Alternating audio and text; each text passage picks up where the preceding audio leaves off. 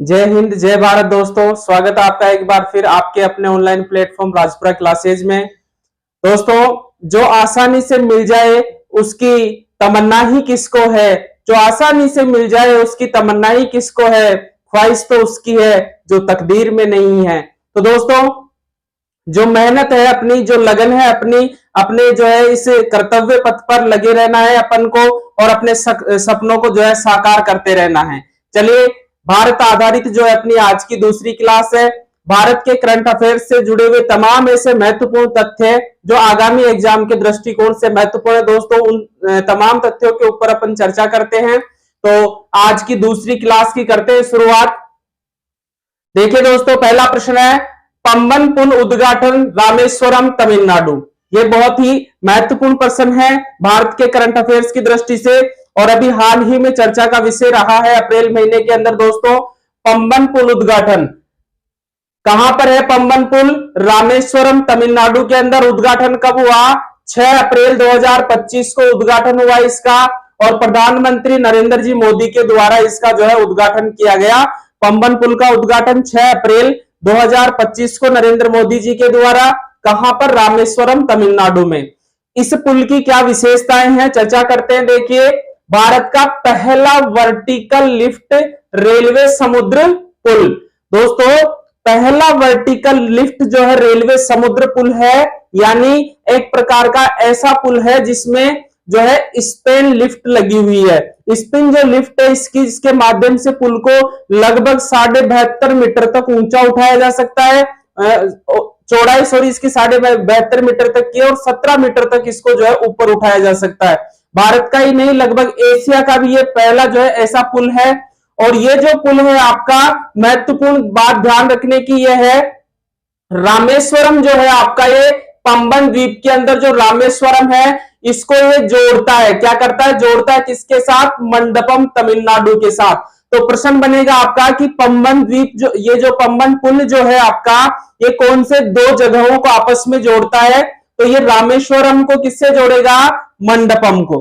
ठीक है। अगला है, इसका जो निर्माण करवाया है रेल विकास निगम लिमिटेड जो है, इसने इसका निर्माण करवाया है और इसकी लंबाई लगभग 2.08 किलोमीटर है आपके इसकी पुल की लंबाई। और रेल की जो गति रहेगी लगभग 80 किलोमीटर प्रति घंटे की रफ्तार से इसके ऊपर ट्रेन गुजर सकती है। तो ये अपने आप में दोस्तों बहुत महत्वपूर्ण प्रश्न है जो आगामी परीक्षाओं के अंदर अपने को नजर आ सकता है। अगला देखिए दोस्तों, राष्ट्रीय सैंपल सर्वे 2024। राष्ट्रीय सैंपल सर्वे 2024 जो है, ये रिपोर्ट आई है आपकी, किसने दी है रिपोर्ट? ये भारतीय श्रम मंत्रालय की रिपोर्ट है। दोस्तों, राष्ट्रीय सैंपल सर्वे 2024 की रिपोर्ट किसने जारी करी है? भारतीय श्रम मंत्रालय के द्वारा इसकी रिपोर्ट जारी करी गई है। और इसमें क्या है, इसमें बहुत सारी डिटेल्स आई हैं, अन्य प्रकार की और भी रिपोर्टें हैं, लेकिन अपन ने किस प्रश्न को उठाया है? भारत में कामकाजी महिलाओं का राष्ट्रीय औसत, यानी जो महिलाएं हैं भारत की, कुल महिलाओं में से कितनी महिलाएं हैं जो क्या कर रही हैं? कामकाज में भाग ले रही हैं, यानी अपने घरेलू कार्यों के अलावा भी रोजगार करती हैं। तो देखिए दोस्तों, इसका राष्ट्रीय औसत कितना है? 27.2%। बहुत महत्वपूर्ण प्रश्न है ये आगामी परीक्षाओं की दृष्टि से कि भारत में कामकाजी महिलाओं का राष्ट्रीय औसत कितना है? 27.2% है। ग्रामीण क्षेत्र का अगर औसत देखें भारत का, तो दोस्तों 32.8% है और शहरी क्षेत्र का 21.1% है। यानी भारत की ग्रामीण क्षेत्र की जो महिलाएं हैं वो ज्यादा कामकाजी हैं बजाय के शहरी महिलाओं के। तो ये राष्ट्रीय सैंपल सर्वे की जो रिपोर्ट है, इसके तहत भारत का औसत अगर देखें तो 27.2% है और ग्रामीण क्षेत्रों की बात करें तो 32.8 और शहरी क्षेत्रों का 21.1। इसी के अगर अंदर अपन डीपली जाए दोस्तों और राजस्थान की बात करें, राजस्थान के संदर्भ में देखें तो राजस्थान का जो ग्रामीण प्रतिशत है वो 28.7 है और शहरी प्रतिशत कितना है? 18.3% है। और राजस्थान का औसत कितना है? 23.5%। तो ये भी अपने आप में एक अच्छा प्रश्न है भारत के करंट अफेयर्स की दृष्टि से। अगला जो प्रश्न बन रहा है आपका, ये दोस्तों सेकंड ग्रेड की तैयारी कर रहे हैं बच्चों के लिए, फर्स्ट ग्रेड की तैयारी कर रहे हैं बच्चों के लिए अच्छा प्रश्न है, क्योंकि उनके जो राष्ट्रीय दल आते हैं उन राष्ट्रीय दलों के अंदर यह प्रश्न कहीं ना कहीं अपने को नजर आ सकता है। कांग्रेस का 84वां राष्ट्रीय अधिवेशन 2025, यानी इस बार जो कांग्रेस का राष्ट्रीय अधिवेशन रहा है कौन से नंबर का रहा दोस्तों? 84वां राष्ट्रीय अधिवेशन रहा है। और 8 से 9 अप्रैल 2025 को यह अधिवेशन कहां पर हुआ? साबरमती गुजरात में। दोस्तों कहां पर हुआ? साबरमती गुजरात में। और लगभग 64 वर्षों के बाद में आपका कांग्रेस का जो अधिवेशन है कहां पर आयोजित किया गया है? गुजरात में आयोजित किया गया है। इस बार का जो ये आपका अधिवेशन है इसकी थीम क्या रही है दोस्तों? न्याय पथ, संकल्प, समर्पण और संघर्ष। इस थीम क्या रही है? न्याय पथ, संकल्प, समर्पण और संघर्ष। वर्तमान में आपको पता है कांग्रेस के राष्ट्रीय अध्यक्ष कौन है? मल्लिकार्जुन खड़गे। ये वर्तमान में कांग्रेस के राष्ट्रीय अध्यक्ष हैं। यहां पर एक और चीज ध्यान रखना, ये स्पेशल इसलिए भी बन जाता है आपके कि महात्मा गांधी के 100 वर्ष पूरे हुए कांग्रेस का राष्ट्रीय अध्यक्ष बने हुए, और जो आपके पटेल जी हैं इनके 150 वर्ष पूरे हुए राष्ट्रीय अध्यक्ष बने हुए। यानी महात्मा गांधी 100 वर्ष कंप्लीट हो गए कांग्रेस के राष्ट्रीय अध्यक्ष बने हुए, और जो आपके पटेल है सरदार वल्लभ भाई उनको 150 वर्ष कंप्लीट हुए। उस उपलक्ष्य के ऊपर भी यह महत्वपूर्ण बन जाता है। आगे चलते हैं दोस्तों। वित्त मंत्री की यूके ऑस्ट्रेलिया यात्रा 2025। देखिए दोस्तों, अंतरराष्ट्रीय यात्रा की दृष्टि से अच्छा प्रश्न है। वित्त मंत्री कौन? वित्त मंत्री अभी अपने कौन है? श्रीमती निर्मला सीतारमण है, और उनकी यूके ऑस्ट्रेलिया यात्रा रही है दोस्तों। यूके यूनाइटेड किंगडम, ठीक है, ब्रिटेन और ऑस्ट्रिया। तो यह 8 से 12 अप्रैल 2025 को रही है। 5 दिवसीय यात्रा थी। कितने दिवसीय यात्रा थी दोस्तों? 5 दिवसीय यात्रा थी। और इस यात्रा का उद्देश्य क्या रहा है? भारत यूके आर्थिक वित्तीय वार्ता के 13वें मंत्रिमंडलीय दौरे में भाग लेना। यानी भारत और यूके का जो आर्थिक और वित्तीय वार्ता है इसके 13वें मंत्रिमंडलीय दौरे के अंदर भाग लेना था। और इस उद्देश्य में देखो यहां पर सह अध्यक्षता हुई है, यानी यूके की तरफ से भी अध्यक्षता की गई है और भारत की तरफ से भी अध्यक्षता की गई है। यूके की तरफ से तो किसने की है? रेचल रीव्स ने, जो चांसलर ऑफ एक्सलेचर है यूके के। और भारत की तरफ से किसने की है? वित्त मंत्री श्रीमती निर्मला सीतारमण के द्वारा इसकी अध्यक्षता की गई है। तो अपने आप में दोस्तों अंतरराष्ट्रीय मुद्दों को लेकर के भारत के संदर्भ में एक अच्छा प्रश्न तैयार होता है यहां से कि यूके की यात्रा पर जो है वित्त मंत्री निर्मला सीतारमण जी ने 13वें मंत्री स्तरीय दौरे में भाग लिया। इसके बाद में देखिए हरित योग सिग्नेचर इवेंट का शुभारंभ। हरित योग सिग्नेचर इवेंट का शुभारंभ। दोस्तों योग जो है इसको किससे जोड़ना? पर्यावरण से जोड़ना। ये क्या है? आपका हरित योग है। देखिए अपन चर्चा करते हैं इसके ऊपर। इसका शुभारंभ 8 अप्रैल 2025 को हुआ। हरित योग सिग्नेचर इवेंट का शुभारंभ कब हुआ? 8 अप्रैल 2025 को। कहां पे हुआ? कलिंगा स्टेडियम भुवनेश्वर उड़ीसा के अंदर। दोस्तों कलिंगा स्टेडियम भुवनेश्वर उड़ीसा के अंदर हरित योग सिग्नेचर इवेंट का शुभारंभ हुआ। उद्घाटनकर्ता कौन था? प्रताप राव जाधव। ये केंद्रीय आयुष राज्य मंत्री हैं, स्वतंत्र प्रभार हैं, और इन्होंने इस इवेंट का शुभारंभ किया है। उद्देश्य क्या है? योग को वृक्षारोपण और स्वच्छता जैसे पर्यावरणीय अभियानों के साथ जोड़ना। दोस्तों जो योग है, ये योग क्या करता है? अपने मन को और तन को पोषण प्रदान करता है। उसी प्रकार वृक्षारोपण क्या है दोस्तों? वृक्षारोपण जो है आपका ये पृथ्वी को जो है पोषण प्रदान करता है, संजीवनी प्रदान करता है। तो इस बार का जो योग दिवस है उस पे अपन उसको किससे जोड़ने जा रहे हैं? योग दिवस पर अपन जो इसको हरियाली से या हरित से जोड़ने जा रहे हैं, ताकि अपन ज्यादा से ज्यादा वृक्षारोपण करके पृथ्वी को भी जो है संजीवनी दे सके और पोषण प्रदान कर सके। ये इसका उद्देश्य है दोस्तों। इसके आगे देखिए कलाम 100 इंजन का सफल परीक्षण। देखिए दोस्तों भारत के जो पूर्व राष्ट्रपति थे एपीजे अब्दुल कलाम, उनके नाम के ऊपर कलाम 100 रखा गया है नाम। और 7 अप्रैल 2025 को नागपुर महाराष्ट्र से इस इंजन का सफल परीक्षण किया गया है। और ये जो परीक्षण है ये कौन सी कंपनी के द्वारा किया गया है? Skyroot aerospace. ध्यान रखिएगा, स्काई रूट एरोस्पेस भारत की एक निजी कंपनी है। इसने इसका परीक्षण किया है और इसका उद्देश्य क्या है कि जो आपका प्रक्षेपण यान है विक्रम एक, उसके तीसरे चरण के अंदर जो है आपका कलाम 100 इंजन काम में आएगा। देखिए दोस्तों, प्रक्षेपण यान विक्रम एक के कौन से चरण में? तीसरे चरण में आपका कलाम 100 इंजन क्या होगा? काम में आएगा। तो राजस्थान की क्लासें अपनी कंप्लीट हो चुकी है दोस्तों और उसकी प्लेलिस्ट बनाई दी गई है। आप अपने जो है चैनल के ऊपर जाकर के प्लेलिस्ट देख लीजिए, उसमें आपको अप्रैल महीने का तमाम करंट जीके राजस्थान का 7 क्लासों के अंदर अवेलेबल मिल जाएगा। और भारत थीम आधारित अपनी दूसरी क्लास चल रही है, इसका लीजिए स्क्रीनशॉट। करते हैं बात अगली स्लाइड के ऊपर।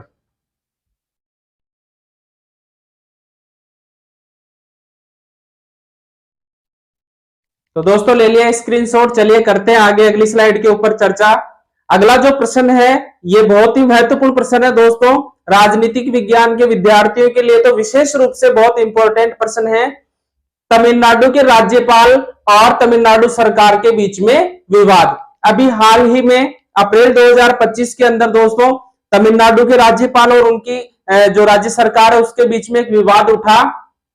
क्या विवाद था कि जो तमिलनाडु जो विधानमंडल था उसने 10 विधेयक पारित करके तमिलनाडु के राज्यपाल के पास में भेज दिए और राज्यपाल ने क्या किया, उन विधेयकों को ना तो पारित किया, ना जो है उन पे असहमति व्यक्त की और उनको जो है अपने पास में रख लिया। तो इसको लेकर के जो विवाद सुप्रीम कोर्ट के अंदर चला गया, उसके ऊपर जो है अनुच्छेद 200 और अनुच्छेद 142 दोनों ही चर्चा का विषय रहे दोस्तों। बहुत महत्वपूर्ण प्रश्न यहां से बन सकता है आगामी परीक्षाओं के अंदर।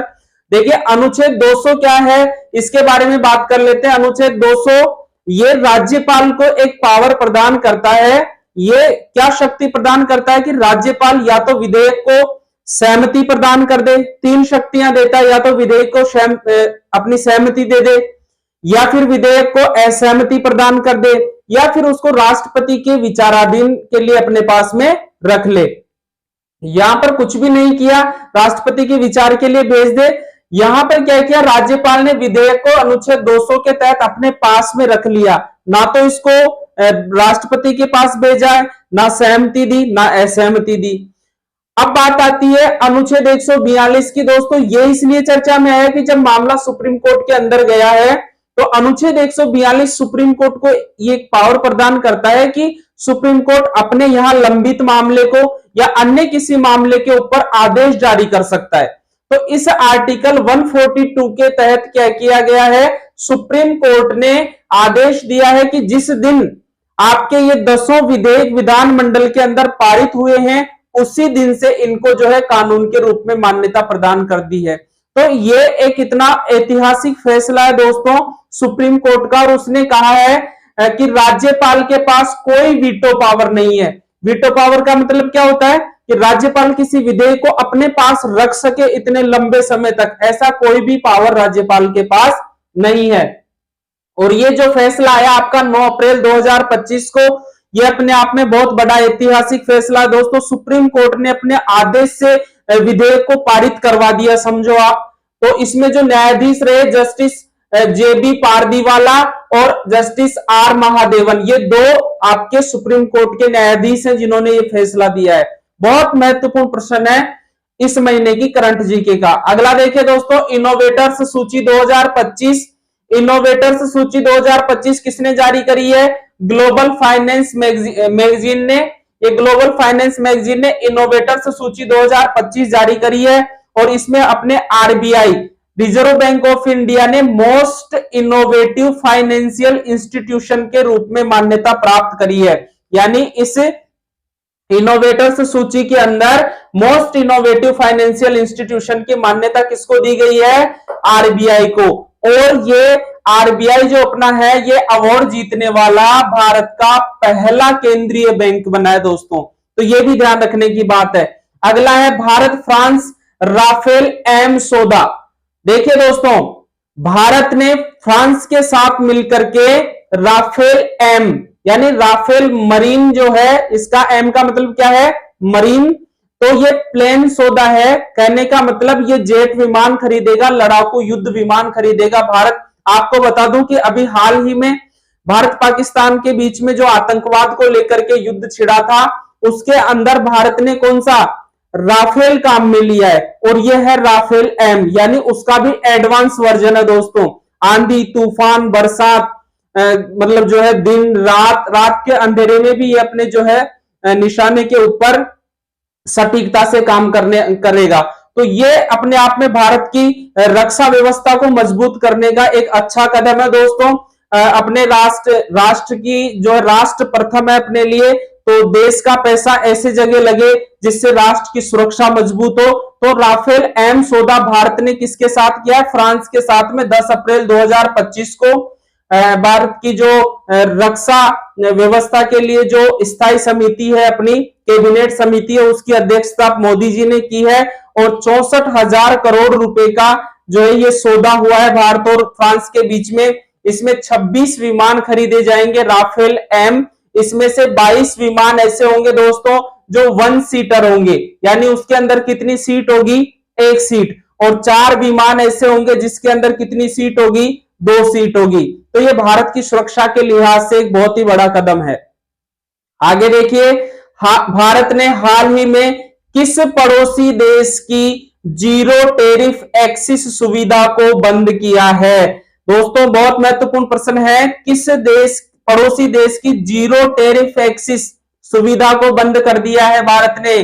तो यहां पर पाकिस्तान मत कर देना दोस्तों, उत्तर क्या आएगा? बांग्लादेश। अभी हाल ही में बांग्लादेश में भी तख्ता पलट हुआ है, आपको पता है।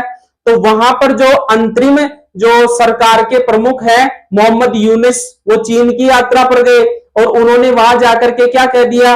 भारत का जो 7 सिस्टर्स वाला एरिया है, भारत का जो सप्त प्रदेश है, उसके लिए कहा कि वो टोटल जो है लैंड लॉक्ड है, यानी कहने का मतलब पूरा जमीन से घिरा हुआ है, उसके पास कहीं भी उधर समुद्री सीमा नहीं है। और चीन को ये न्योता देकर के आए हैं कि आप आइए और उस जो बंगाल की खाड़ी वाले एरिया जो समुद्री क्षेत्र है वहां पर आप उसका लाभ उठाइए। मोदी जी ने जो है एक्शन लेते हुए दोस्तों यहां पर क्या किया है कि बांग्लादेश के साथ जो जीरो टेरिफ एक्सेस था, यानी बांग्लादेश क्या करता था, भारत के रास्ते से होता हुआ जो नेपाल है, म्यांमार है, भूटान है, इनको अपना जो है माल सप्लाई करता था और वहां से जो है आयात करता था। तो मोदी जी ने इसको क्या कर दिया है? बंद कर दिया। तो हाल ही में किस देश का जीरो टेरिफ एक्सेस बंद किया गया है? बांग्लादेश का। आधार ऐप लॉन्च, देखिए दोस्तों भारत के जो आईटी मंत्री हैं अश्विन वैष्णव ने आधार ऐप लॉन्च किया है। कब किया है? 8 अप्रैल 2025 को। 8 अप्रैल 2025 को आधार मोबाइल ऐप लॉन्च किया गया है।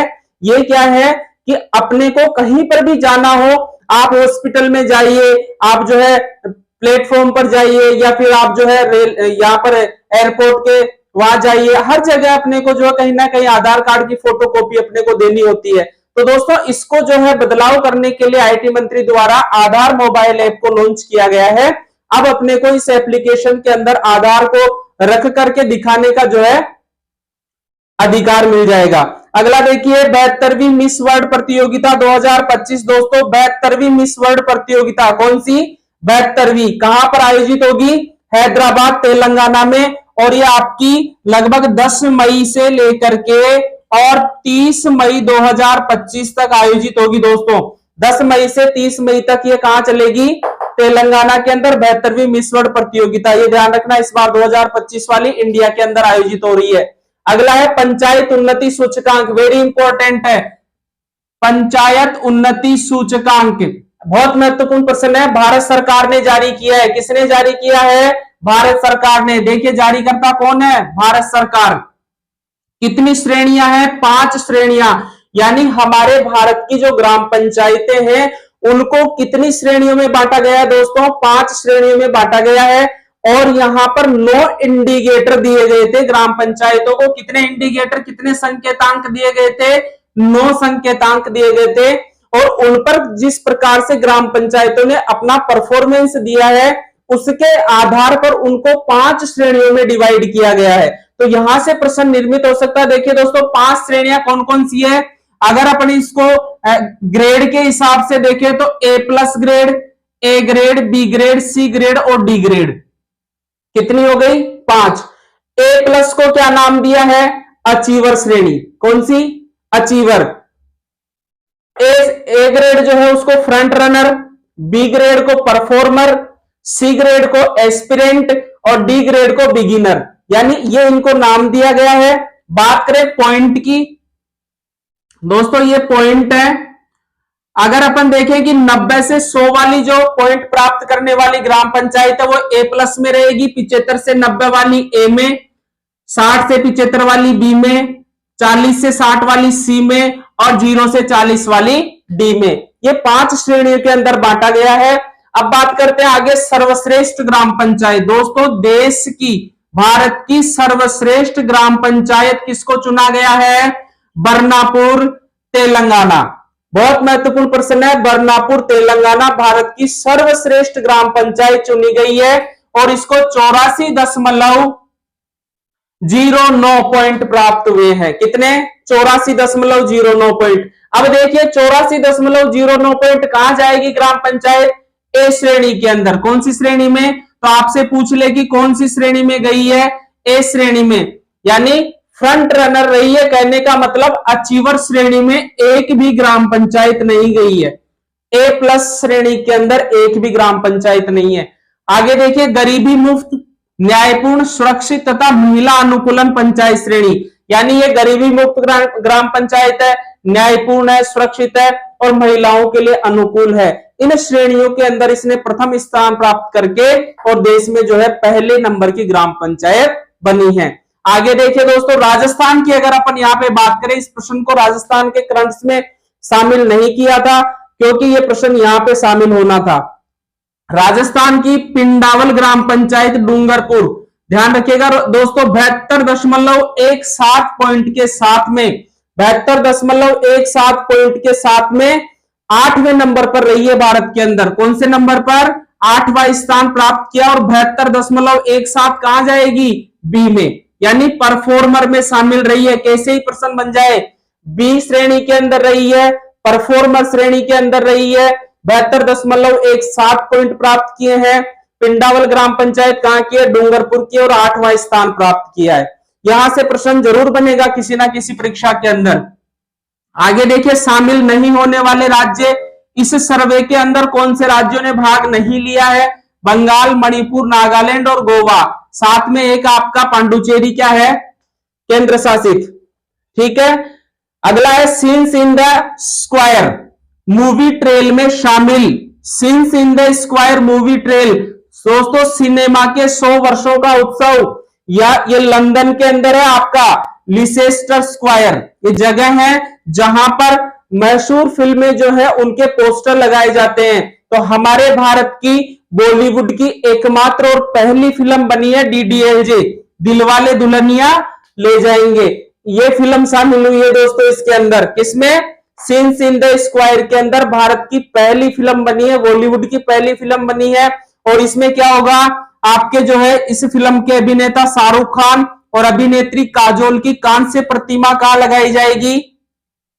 लिसेस्टर स्क्वायर लंदन के अंदर इन दोनों की प्रतिमाएं लगाई जाएगी। ठीक है। आदित्य चोपड़ा इसके निर्देशक थे, ये ध्यान रखने की बात है। अगला है सलीम अख्तर। दोस्तों सलीम अख्तर वो शख्सियत है जो अभी चर्चा में रही, ये मशहूर फिल्म निर्माता थे और इनका निधन हुआ है 82 वर्ष की उम्र में। तो दोस्तों भारत की थीम आधारित प्रश्नों की ऐसी श्रृंखला जो आपको आगामी परीक्षाओं के अंदर कहीं ना कहीं सहयोग प्रदान करने वाली है, ऐसी श्रृंखला के ऊपर अपन चर्चा कर रहे हैं। दूसरी क्लास थी आज अपनी ये, तो लगातार जारी रखिए दोस्तों अपनी पढ़ाई, और क्लासें पसंद आ रही होंगी तो ज्यादा से ज्यादा वीडियो को शेयर करिए, लाइक करिए, सब्सक्राइब करिए और पढ़ाई निरंतर जारी रखिए। मिलते हैं अगली क्लास में। जय हिंद, जय भारत।